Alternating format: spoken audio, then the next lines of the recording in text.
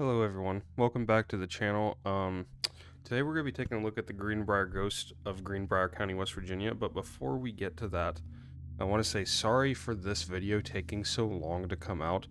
I really did not intend for it to take this long to get done, but I've had this video recorded for about 2 weeks now, but I got pretty sick almost immediately after I got done recording this.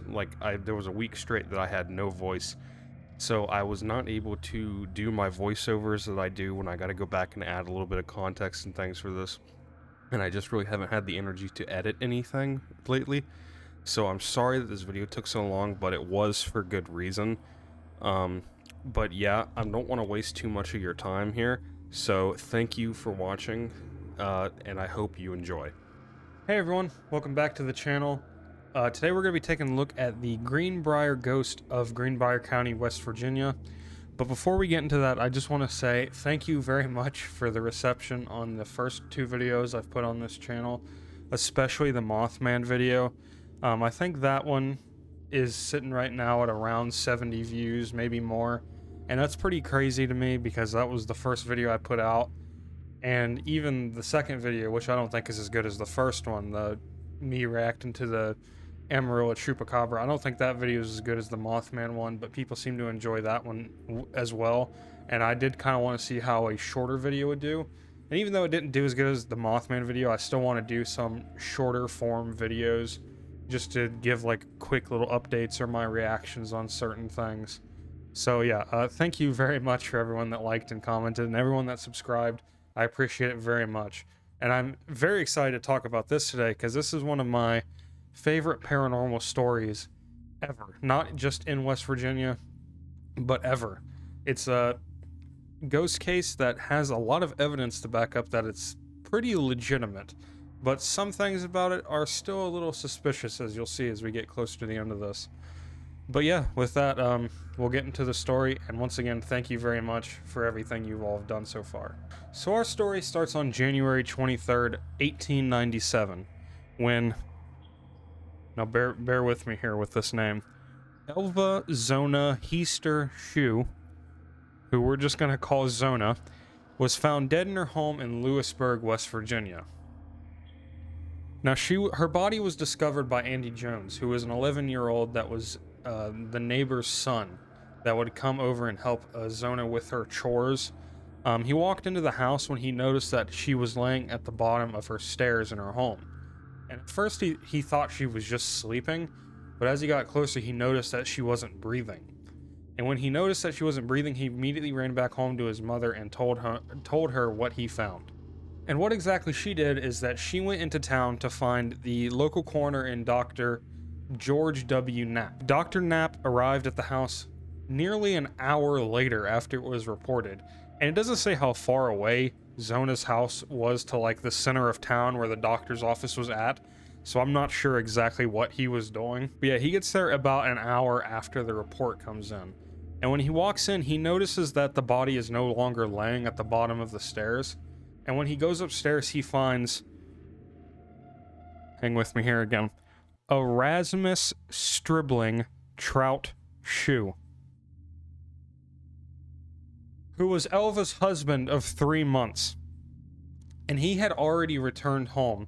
He picked up her body, took off all of her clothes, bathed her body, put on new clothes, and then laid her in the bed upstairs. Now, the clothes that he decided to dress her in was like a very odd choice. He put her in a full dress that had a very high neck and collar, and he also laid their like wedding veil over Zona's face. At this point, Dr. Knapp started an examination on Zona, and the whole time he was trying to do this examination, Trout, who we'll call from now on, the husband, the whole time while he was doing his examination, Trout would not leave the room. He would sit beside her and just like hold her hand, and he was especially fixated on her head. Dr. Knapp said that anytime he tried to go near Zona's head or like even her neck area, Trout would get very angry and very like pushy for him to leave. So to try to avoid any sort of altercation or fight with Trout, Dr. Knapp cut his examination short and said that Zona had died of an everlasting faint, which is just basically a ye old term for a heart attack. But what's kind of weird about this whole thing is that only about a half an hour later, he changed her cause of death to complications during pregnancy. Almost immediately after Zona's body was found and the examination was complete, preparations started to be made for her funeral, which is crazy to me because nowadays I don't think it seems to take a while after the person dies for a funeral to be put together. But they found this woman dead in her home, get the doctor comes in, makes the examination, and within the same day, pretty much all the preparations are in place for the funeral. Now, to prepare for the funeral, she was to be taken back to Little Sewell Mountain, West Virginia, which was the town that Zona grew up with her mother. On January 24th, 1897, which was the very next day after her body was found, friends and family gathered at Mary Jane Heaster's house, which was Zona's mother, to see the funeral procession. The whole time this funeral was going on, Trout was still acting very strangely. A lot of witnesses said that he was just pacing back and forth in front of the casket, just walking side to side, and he didn't want anyone to get close to the casket. I mean, this was a viewing for this girl, and he wanted no one to come up and see her. And even if they got close, he wouldn't leave. He would just stand next to them and try to get them to leave the whole time. And still was just like hyper fixated on Zona's head and neck the entire time. And not only that, he was part of the whole preparation process. Like, to get Zona's body out of the house, she had to be carried She had to be carried from upstairs, downstairs, into a cart to transport her body to Little Sewell Mountain. And anytime her body had to be moved, he insisted that he carried her by the head or neck, that no one else can do it. And the clothes that Trout put Zona in were the same ones that she was supposed to be buried in. But he did add something else afterwards. He added a very ugly, pretty much looking scarf, and he wrapped it around her neck very, very tightly. And it didn't match anything else on her outfit. Like, she still had the veil over her face and the high collared dress and all that. But he just out of nowhere put this large scarf around her neck. And when people started to ask about it, even Zona's mother asked about it, Trout said that it was always Zona's favorite scarf. But even though Zona had not lived with her mother for a while at this point, she had never seen her wear the scarf before. Zona's body was then buried later that evening. The day after she was found, she was buried that evening. So, a perfectly healthy woman, at a very young age, dies in totally non-suspicious ways out of nowhere, all while her husband acts very, very strange, and she's labeled with 2 separate causes of death within a day. Well, I guess this story's over. Case closed. Nothing weird about it. Yeah. Thanks for watching. You didn't really think that was all we were going to talk about, huh? Despite Trout's odd behavior and Zona's sudden death, and her being labeled as complications during pregnancy as her cause of death, no one was at all suspicious of her death whatsoever, except her mother. Her mother didn't believe anything anyone was saying about this case, and she especially did not love Trout. She did not like Trout at all. She never trusted him. But the town, however, did trust him, because Trout was the local blacksmith for Lewisburg, and everyone knew him as a strong, tall, handsome man that would do pretty much anything for anybody and seemed to be so happy about everything. And like I said, Mrs. Heaster, or Mary Jane Heaster, the mother, didn't like anything that was going on during the funeral. From the second that Trout walked in, from the second pretty much that the news came out that her daughter had been found dead, she was convinced that Trout had killed her, and after his display at the funeral and at the preparations, she believed wholeheartedly that he had murdered her. But with the doctor's examination coming back as complications during pregnancy as her cause of death, and the fact that she was already dead and buried, Mrs. Heaster pretty much had no proof to go on, so she just had to sit around and think, pretty much. Now, this is the 1890s in very rural West Virginia, so obviously Mrs. Heaster was a pretty religious woman, and she prayed pretty much every day for most of her life. And especially after her daughter died, she prayed every single night for a month, until one night she finally got an answer from someone, and that someone was Zona herself. Mrs. Heaster said Zona appeared to her the first night. Zona appeared to her mother 4 nights in a row after her mother's month-long prayer. And the first night that Zona appeared, she said Zona appeared as nothing more than a bright light in her bedroom, but she heard a voice talking to her the whole time it was there, and she recognized it as Zona's. And she said by the 4th day, every day that she was there longer from the second she shows up as the bright light, she said her daughter slowly started to look more human and look like herself. So by the 4th night, she had pretty much returned to her human form, obviously, but in ghost form, but she looked like her daughter. And what exactly Zona told her pretty much confirmed all suspicions Mrs. Heaster had about her daughter's death, because Zona's spirit herself told her that Trout came home on the night of January 22nd, 1897, which was the day before she was found dead, and he thought Zona had not made any sort of meat for dinner, and in a fit of rage, snapped her neck. And in the most horrifying detail I could find about this entire thing, to prove to her mother that she did get her neck snapped, Mrs. Heaster said Zona turned her head around 180 degrees to look back at her. It's worth noting that during the funeral, Mrs. Heaster managed to steal a odd-looking, pretty much sheet of fabric in Zona's coffin, and when she took this home and she said she washed it, the water turned red because there was blood stained on it. After Zona's spirit appeared, Mrs. Heaster started telling the people in Lewisburg that Trout had murdered her daughter, and she had gotten her information straight from her daughter's spirit. She also told her brother-in-law, who was Mr. Johnson Heaster, who believed her story and thought there was more than enough evidence to go on to try Trout in court. They then decided to go to John A. Preston, who was the county prosecuting attorney for Greenbrier County, and he himself didn't believe the story at all. But once Mrs. Heaster told her the full story, like every detail, she had every inch of detail to go on, he slowly started believing her.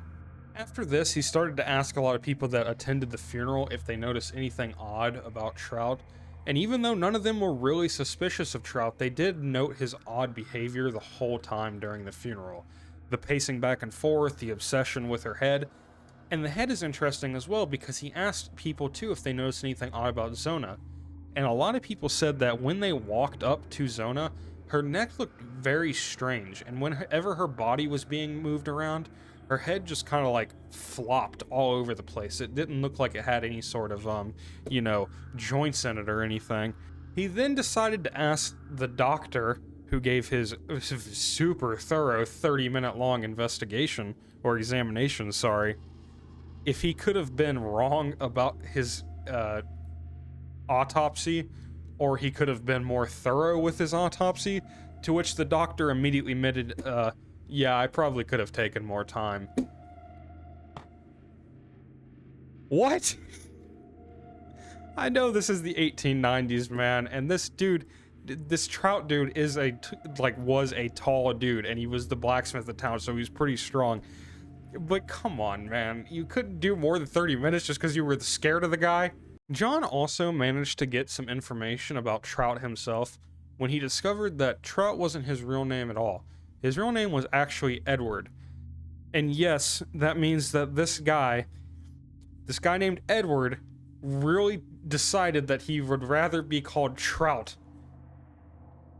1890s must have been crazy, man. In this research, he also figured out that Trout had also had 2 previous wives who also died under very mysterious circumstances. Okay, listen. I know I just said also 3 times there, and I really hate that I did say that. I have a bad habit of doing that when I'm talking, but I'm trying to get more used to it, like being in front of a camera and talking and all that, so you know what, give me a break. Now, his first wife he had, who I couldn't find any name on, had also died from a broken neck. And when questioned about it, Trout said that she had fallen from a haystack on their farm. Now, his second wife died while Trout was trying to fix a chimney, and one of the bricks he was trying to put into the chimney just so happened to slip out of his hand and fall directly on his wife's head, killing her immediately.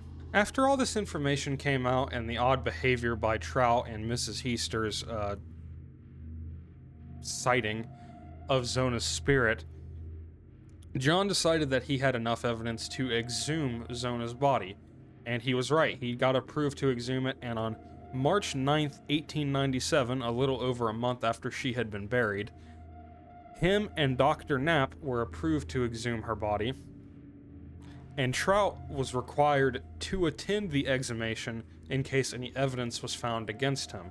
And Trout once again was acting very odd at this too, almost seeming like he knew what was about to happen, because he was sitting pretty much like on, I don't know what he was sitting on, some type of chair in the doctor's office or something. He was just kind of like sitting off to the side, and as they were looking at her, he became visibly more nervous, and he got this wash over him when it was revealed that Zona's neck was snapped exactly how Mrs. Heaster described it, and he was immediately arrested. Not only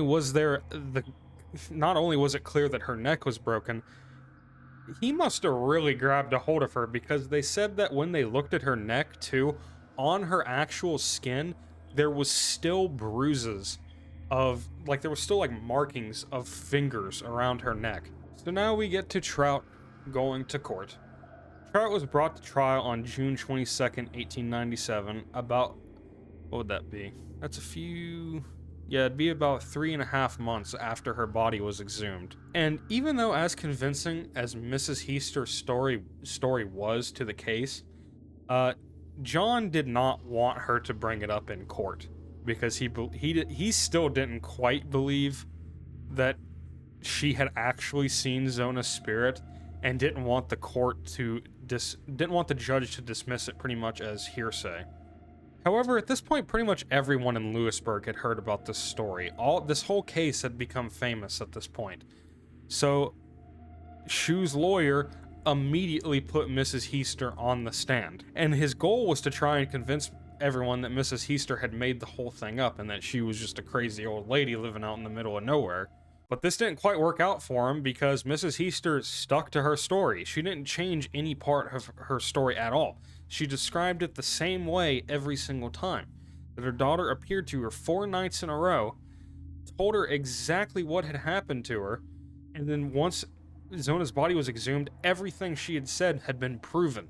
Shue's lawyer, still not wanting to agree to the fact that she may have seen her ghost, tried to convince Mrs. Heaster that maybe she had had just a dream, to which she immediately said, "No, sir, it was no dream, for I was as wide awake as I ever was."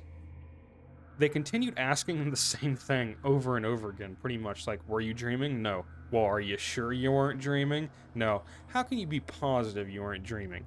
But every single time, she shot it down. The last time he insinuated, pretty much trying to coax her into admitting that it was a dream, she still stuck to her story and said, and I quote, "The Lord sent her to me to tell her story." That's very interesting to me at this time in history, that everyone was so open to like the possibility of a spirit appearing in front of this woman. Because I mean, I'm not kidding when I said pretty much everyone in town immediately believed her story, because they saw how passionate she was about it. But now most people that have paranormal sightings or ghost sightings, anything like that, it's usually wrote off as just nonsense. After she was taken off the stand, it was time for the jury to deliberate, in which the judge told them that every single one of them must vote guilty, or Trout would walk free. Although the jury seemed very convinced, just like everyone else was in the town, and came back within only an hour to a unanimous guilty vote. And after this guilty vote, they decided the best course of action would be life in prison for Trout. Now, while the people of Lewisburg agreed with the guilty verdict, they didn't quite agree with the fact that he would get life in prison and not the death penalty for killing Zona. And since they didn't like this decision, they decided that they were going to break into the local prison, drag Trout out into the streets and hang them himself so he would die in the same way he killed his wife. That is pretty metal, I gotta say. That is crazy that these people were so passionate about this story about a ghost telling this story, that they were gonna go grab the man accused of doing this, steal him from the police, and kill them themselves. That is incredible. And then on July 13th, 1897, about 3 weeks after the guilty verdict came, Trout was moved to West Virginia State Penitentiary in Moundsville, West Virginia. And also, I want to talk about Moundsville here for a little bit since it's here. I've been there before too, a very haunted place. I didn't get the chance to do one of the haunted tours, but I still want to go back up there one day. But that place is massive. No pictures of that place give it any justice of just how big that place really is. And its living conditions, when they described how it was to live there, were absolutely awful. But yeah, I mean, if you have any interest in the paranormal, I'd highly recommend you go see this place for yourself, because I know that's supposed to be one of the most haunted places in West Virginia. Now, to get back to the story, Trout would remain here until March 13th, 1900, almost 3 years after he was put there, when he died to an influenza outbreak that swept through the prison. When his immediate family, and also let me throw this in here too, his immediate family, none of them agreed with the verdict that he was guilty. And when someone asked his mother what they thought of the court case, and his mother simply just responded, "I have nothing to say on the trial or the verdict because I know my son is not guilty." That's the only thing she would say. But it didn't seem like, even though they didn't seem to believe that their son or Trout had killed his wife, when he died, all of them were notified that he had died in the prison, and none of them came to reclaim his body. So he was then buried in an unmarked grave on the penitentiary's grounds. But yeah, that pretty much takes us to the end of the story. So let me just go through a conclusion here real quick. And I do have to say once again, this is one of my favorite paranormal cases ever. But I would be insane to not mention how many holes exist in this story. Pretty much every source I used for this whole video, all of their dates were different. Nobody could agree on the dates of certain things happening. There were little bits and pieces of things in there, like little storytelling elements in some of them. And what I've tried to present you here is the most likely story out of like what was the most common within every source. But there was certain pieces of sources that seemed like they were just added for dramatic effect. But all in all, I do believe. I mean, obviously I wouldn't make this channel if I didn't believe a lot of these things. But I am a firm believer in spirits and in ghosts and them appearing to people. So if you had to ask me, do I think Zona actually appeared before her mother? I would say yes. I really do think. I really do think she did. Because there's no way Mrs. Heaster would know all of those facts about exactly how her daughter died if she had no idea how it happened. So, like, I don't see how she would just come up with that unless she just took a really, really lucky guess. But that honestly seems further fetched than everything else in this. But I do also have to say, as much as I believe Mrs. Heaster's story, after this case was over, Zona's spirit has never been seen again, and up until the day she died, after the case was over, Mrs. Heaster never spoke on Zona again. Like, she just did not talk about her spirit anymore. She just sat in her house until the day she died. Did not mention a thing about the whole entire case. I also want to say that even, like, things like Trout's death were hard to pin down, like, exactly when they happened. Because most sources I said exactly what I said, that in March of 1900, that he died in the West Virginia Penitentiary. But a couple sources I used also said that he died in like 1905, which is, I don't even know where they get that number from. Like all these other sources that seem to be from the Times and all that, or like things that like do exist in the Lewisburg records, like most of them say 1900. I don't know where people are getting this 1905 number from. It just makes everything so confusing. And there's also another thing in here, and I saw a couple sources use it, and I do want to throw it in here. on the case of Zona, like what exactly she told her mother, one of my sources, I think two of my sources actually said that besides just telling her the broken neck, she told her exactly which vertebrae was broken in her neck and exactly which one she told her was the one that was broken. I mean, that seems a little bit crazy to me because that's only in a couple of these sources. But also that there was Zona told her mother of a blood splatter on their doorway, like where exactly a blood splatter would be to prove her death. And when Mrs. Heaster went there, there was a spot of blood exactly where she said it would be. But I couldn't find anything but more than like one bit of information on that. So I just really don't know.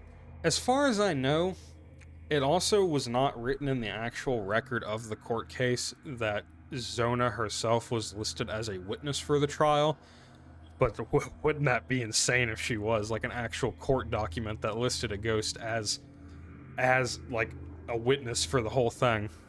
Zona, however, does continue to live on in West Virginia as one of the haunted attractions in West Virginia, and she also has her own state historical marker in front of the courthouse in Lewisburg, West Virginia, in Greenbrier County. And on the marker it states that this trial was the, quote, only known case in which a testimony from a ghost helped convict a murderer. Well, we've reached the end of the story, and I do gotta say just once again, I really do like this story. I do believe that Zona's spirit probably appeared to her mother. I don't understand a lot of these ones that just seem to be adding, like, dramatic effect for certain things. Like the case of, like, the blood splatter on the wall and all that. I think the true story is just that Zona appeared to her mother, told her that she got her neck broke, and then left. That's what I think. But, yeah, I mean, that's pretty much the end of this one. I hope you all enjoyed it. I really wanted to share this one. Next video should be a conspiracy theory one, and then after that one, I'll probably do another cryptid. I already know which conspiracy theory I'm going to do next time, but I hope you all do really enjoy these. I've enjoyed making them so far, and yeah, thanks for watching. Hope you have a good day. Like, comment, subscribe if you joined. I'll see you next time. Hey, one more thing before you go. In the description of this video, I'm going to put my Instagram and Twitter for this page. I would go follow those if I was you. The Twitter mostly is just going to be updates about videos and where they are and stuff like that, when I'm going to be uploading them, how they're coming. My Instagram might be more personal images. I don't really know yet what I'm going to do with the Instagram because I never really take pictures of myself ever. But I might just use it if I go to any sort of like cool events. Like just a couple weeks ago, me and my girlfriend went to a Bigfoot festival here in West Virginia. And that was really, really fun, so stuff like that will probably be on there. Go follow those if you want to, and once again, thank you, and I hope you enjoyed the video.